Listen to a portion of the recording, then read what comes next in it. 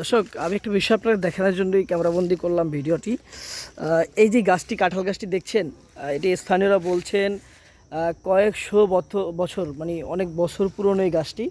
এবং এখানে আরও এরকম কয়েকটি গাছ আছে যেটি শত বছর পুরনো গাছ বললেই চলে। যে গাছটি একদম অন্য গাছের তুলনায় একটি পরিত্যক্ত হিসাবে আছে। এবং পাশেই আছে একটি প্রাচীন পুকুর, যেটি বিশাল অনেক। এবং আমার সাথে আছেন অজিত ভাই।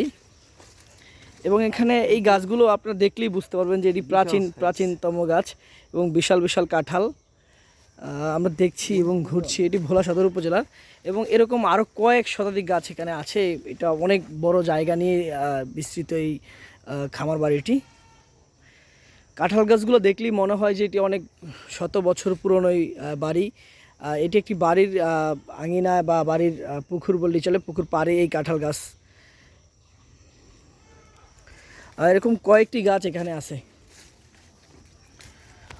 আমরা আছি ভোলার একটি গ্রামীণ পুরনো বাড়িতে।